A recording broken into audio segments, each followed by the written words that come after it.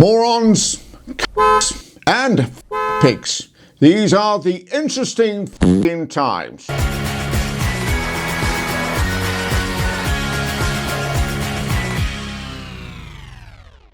Hello all, my name's Matt Johnston and welcome to The Interesting Times, a show that looks and laughs at UK politics. It's fireworks night and the big news in the UK this week is Nadine Dorries' explosive new book. Ha!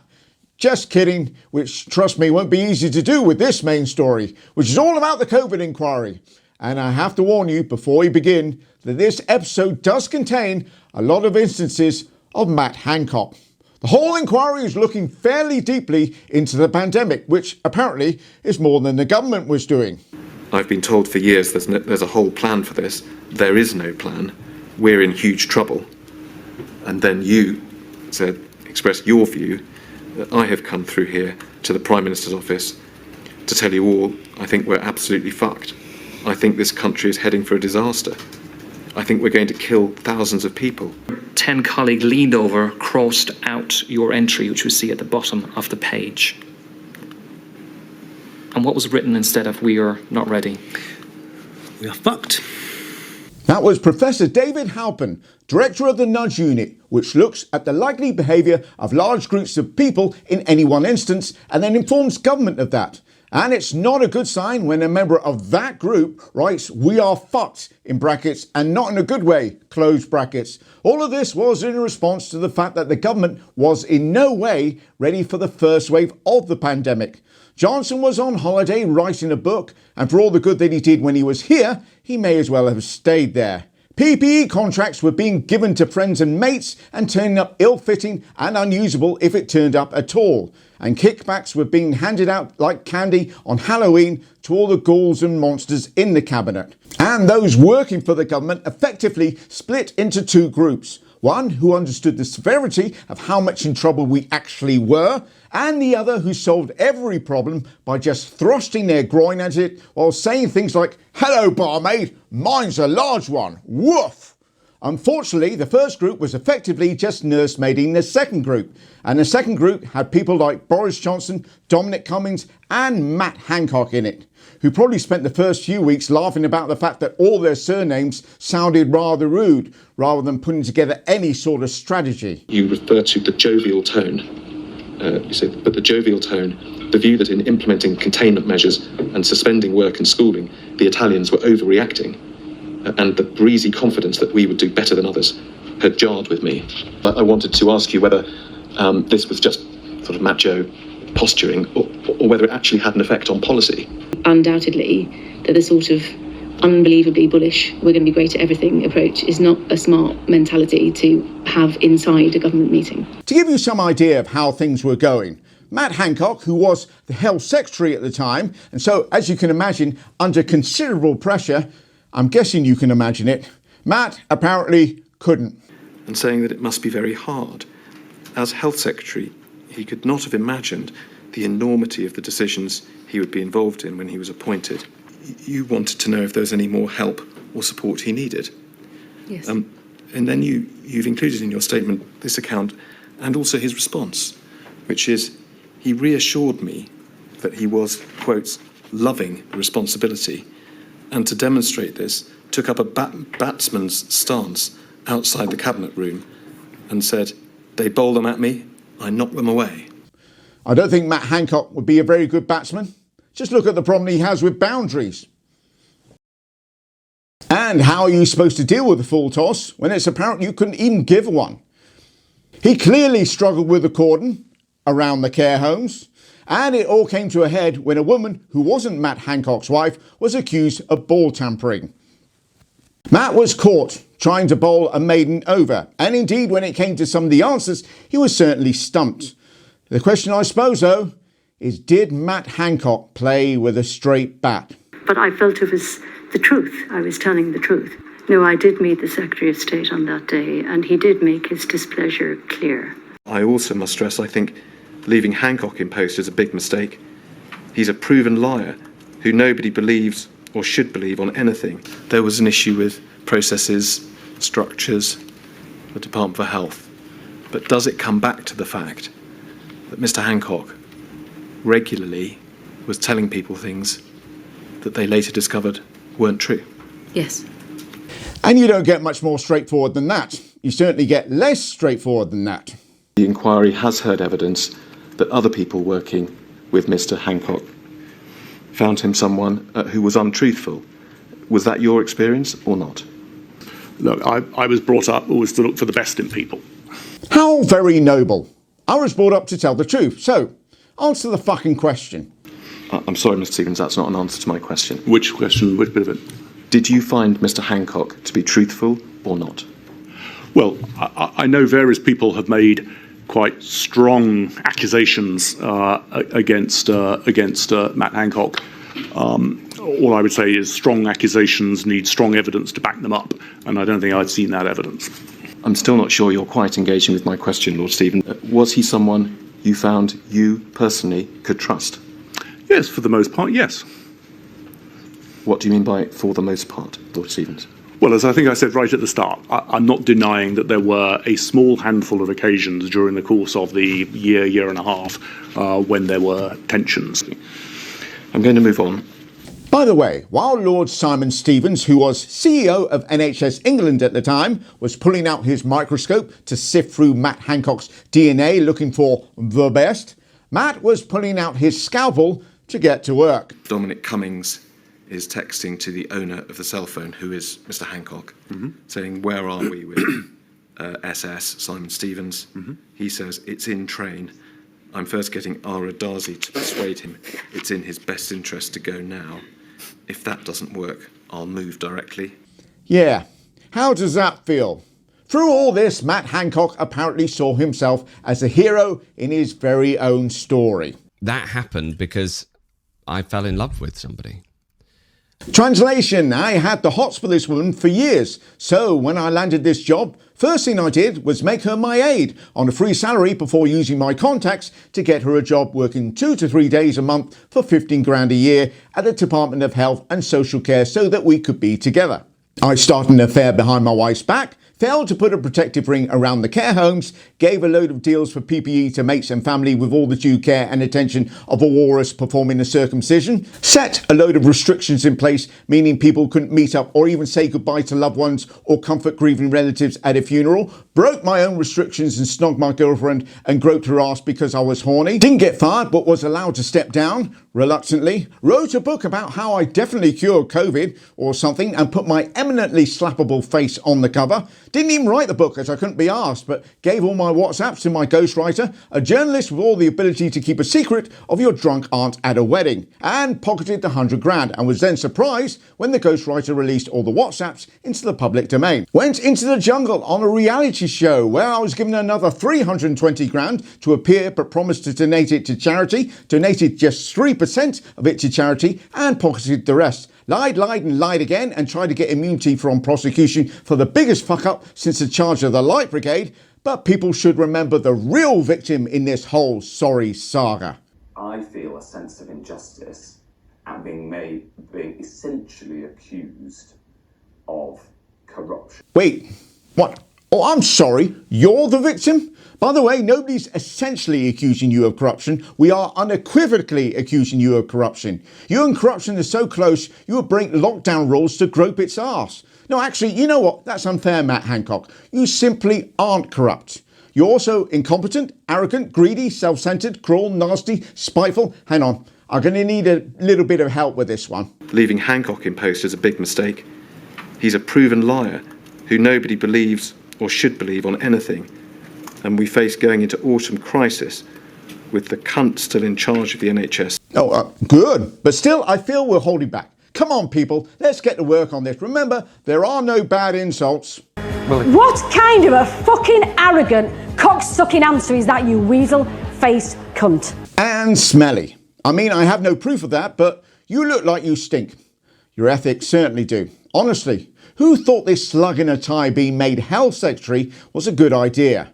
Downing Street says the Prime Minister has accepted Health Secretary Matt Hancock's apology for breaching social distancing guidelines and considers the matter closed. Asked whether Boris Johnson had full confidence in Mr Hancock, the spokesman has replied yes. Of course, the clown-in-chief at the narcissist orgy, who wanted to let the bodies pile high and thought COVID was nature's way of dealing with old people, referring to them as bed blockers and saying they'll die soon anyway. I think what will probably be clear in COVID, it was the wrong crisis for this Prime Minister's skill set. What is his skill set? Spouting garbage and pretending to be a patriot? For all the good that does, he might as well be a columnist for the Daily Mail. Read about it in my column in the Daily Mail. Or a presenter on GB News. Join me on GB News. Understanding the finer points of a global pandemic seems to be something that definitely doesn't fit this. The material shows that there were no box notes to the Prime Minister sent to him between the 14th of February and the 24th, at least in relation to coronavirus. There were no cobras dealing at least with coronavirus during that time. There was no cabinet, and we're unable to see much by way of emails to the Prime Minister during that 10-day period. As the principal private secretary, can you venture a suggestion as to why that might have been? To what extent, as the principal private secretary, did you ask yourself, we've got COBRA meetings, we've got cabinet meetings, we've got emails about a viral pandemic coming our way. Why is nothing being done in terms of keeping the Prime Minister in the loop? I imagine they kept him out the loop to stop the whole thing going loopy. What were the differences in working style of the Prime Minister and Dominic Raab? Dominic Raab liked a very structured private office operation with very clear preparations on meeting agendas, very structured existence, everything delivered to him very, very early in the morning, I think 6 o'clock in the morning, and it was a very different operation to what I suppose I would describe as a slightly more fluid arrangement with the Prime Minister. Yeah, fluid. So, Johnson caught COVID on the rocks with a dash of tonic water, allegedly. The country soldiered on regardless, and when he came back, kept everyone's spirits up by topping up everyone's spirits, and then lied about the whole thing, oversaw the deaths of over 200,000 citizens, making us the only island in the world to make the top 10 of COVID deaths, world beating. Eventually got kicked out for covering for a sex pest, which, while not good, really kind of shows the Tories' priorities on this one. Had to be kicked out of office and then Parliament rather than resign with dignity. But the thing that really sticks with Johnson is this shock that he was an incompetent, bumbling buffoon. Not really. Johnson himself said this as he was elected to lead the party. I know that there will be people around the place who will question the wisdom of your decision. And there may even be some people here who still wonder what they have done. Yeah, we got Johnson. And at the top of this terrible triangle is a poisonous, pernicious puppet master, deadly Dominic Cummings. God, this is exhausting. I'll tell you what, rather than just sift through a ton of clips, WhatsApps, emails and scrawlings on a pizza box so that Johnson would definitely read it, let's look at it the way Cummings looked at it. Office politics. Because it's far too easy to get convinced of his simply doing his best with what he could attitude. The coarse WhatsApps, the tantrums, the open misogyny allows him to paint a picture of a man trying to steer a runaway tank through an overcrowded orphanage. But he's the one that let the handbrake off. So you helped to put into power and to sustain someone who was, in your view, and I emphasise it's your view, the inquiry's reached no view, somebody who was unfit to respond to the extraordinary difficult demands of a pandemic. Correct. Are you sorry? No, because I think that you have to, politics is about choices. And the choice that we had in summer 2019 was, do we allow the whole situation, this once century constitutional crisis to continue, melt down and possibly see Jeremy Corbyn as PM and a second referendum on Brexit, which we thought would be catastrophic for the country and for democracy, for faith in democracy, or to roll the dice on Boris and to try and control him and build a team around him that could control him. Well, thank God it all went so well then. But he is the chaos creator, the man that made a sow's ear out of a silk purse. Cummings is no different to these idiots in government, driving to Barnard Castle to check his eyesight, driving the length of the country during the global pandemic with the virus, And do you remember how all the Tories were losing their shit over Sue Gray, a top civil servant, getting a job with the Labour Party, and how inappropriate it was that a non-elected civil servant could suddenly work for a political party? Well, one was the appointment of David Frost as the National Security Advisor, where the proposal was that Mr. Frost, who had left the civil service as a director, and then taken on very significant political roles, that he be then reappointed into the civil service as a permanent secretary and put in charge of national security. And for reasons I don't probably have to go into, I thought that was wrong. Still, to be fair to the government of the day, we haven't heard from everyone yet. Long way to go. Game of two halves, etc. I just want to ask you one more thing about the COVID inquiry this week. In Boris Johnson's words, number 10 was an orgy of narcissism at a time of national crisis, a toxic culture, a cabinet called F-pigs and morons, a dysfunctional government lacking in preparedness, crucially, in terms of policy. It's been a very unedifying few days for the government, hasn't it? Yeah, it has been unedifying. I can't give a running commentary until I've seen all the evidence about exactly what conclusions we take out of it. I think the right way to deal with this is for each person to give their evidence truthfully, to give their perspective, and for the inquiry to evaluate and sift the relevance of one piece of evidence over another piece of evidence, get to the bottom of it, and then we'll respond fully to its conclusions. I really think that, I genuinely say this out of respect to the victims themselves. Exactly. Can we, out of respect for all the Conservative candidates, wait until after the next general election before passing judgment? Look, you don't need a 3-year inquiry at a cost of over £1 million a day, sifting through hundreds of witnesses, thousands of emails and tens of thousands of WhatsApps, you know, the ones that haven't been deleted, to know when it really comes down to it. Because it's all about accruing power for Matt Hancock. And I know that there will be people around the place who will question the wisdom of your decision. Somebody who was unfit to respond to the extraordinary difficult demands of a pandemic. Correct. Are you sorry? No. That unfortunately we let over 200,000 people die, crash the economy and stop people spending what for some of them would be their last moments together, all because 3 men with inflated egos attempting to compensate for lack of understanding by false bravado wanted to take part in a dick measuring contest. Finally, you might have seen this. The UK's huge success of the vaccine programme is not, is maybe tangentially, but probably linked to the fact that we had left the EU by that point. And you might have seen this. We have been able to authorise the supply of this vaccine using provisions under European law which exist until the 1st of January. Hope that clears things up. And that's it. No time to talk about Christmas being only a few short weeks away. And what better way to let the in-laws know you're okay with them forgetting your birthday this year than by buying them a bottle of Nigel Farage's gin. They come in 3 natty colours, red, white and of course blue. The white, as you can see, isn't really white at all, but transparent. And Nigel didn't want anything on the cover of the bottle with trans on it. Now, I have given Nigel a bit of a hard time this year, and it is the season to forget our differences and come together. So Nigel, in keeping with the season of goodwill, I have got you a gift, a bottle of my very own yellow gin, which may or may not contain nuts, but certainly doesn't contain gin. No time to talk about the AI Summit happening in Bletchley Park this week, when really, if you're going to call it AI Summit, it should be taking place in Yorkshire. It was pretty extraordinary to see the Prime Minister sit down for a 50-minute chummy chat with Elon Musk, who is, after all, one of the most powerful unelected people on the planet. Rishi Sunak, one of less powerful unelected people on the planet. Elon Musk enthusing about how artificial intelligence could eventually get rid of the need for any of us to have a job at all. To which all the Tories said, the future's here.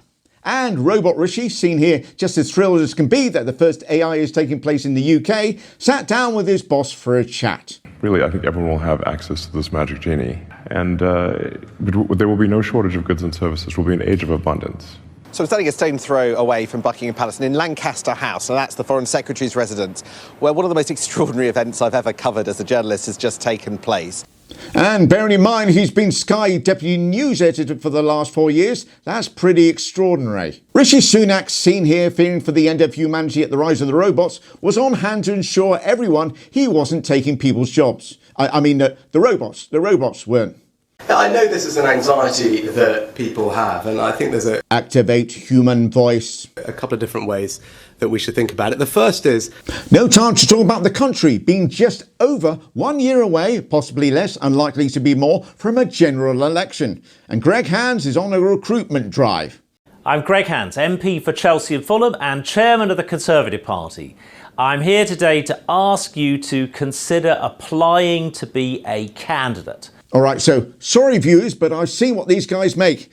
I'm definitely applying, just putting in my details here, and all I have to do is tick the box to say everything is truthful and honest, and I've been rejected. No time to talk about David Frost going slightly mad. I'm slightly driven mad by this assumption that seems to be around that Brexit is failing. And you talk to so many people and they will say this to you, and it is simply not true. I don't know why they don't do more and show more about how, in a way, a success it has been. And the successful Brexit. You do know what we do now. If anything, people called it, oh, it's racist, it's this, it's that. It isn't. We're opening the door to countries that aren't necessarily full of mostly white people. Thank you. Can we finally get the Brexit we voted for, which is more immigrants from non-white countries? And finally, Nadine Dorries has released excerpts from her explosive new book, The Plot, The Political Assassination of Boris Johnson, which describes a sinister character in number 10. Can we narrow it down, please? Who is said to have nailed a pet bunny rabbit to an ex-girlfriend's door as a warning. Nadine, who has never nailed a bunny, although she's bought a few, went on to say that this chap was called Mr. Smith and organised sex parties and was in prison for arson or armed robbery or something that began with an R. I know this all sounds rather ridiculous and far-fetched, but the Daily Mail have done their research, tracking down the owner of the pet bunny, who confirmed, I definitely had a rabbit. And I don't now. That's all the proof I need. Can't wait for Nadine's signal, which I imagine will be called Lost, The Plot. Thank you all so much for watching. Please subscribe, share, comment and like. And there is no Interesting Times next week, but will be the week after. Please do hit all the notifications bell, as there is also definitely going to be, a short Tuesday Interesting Times. Take care.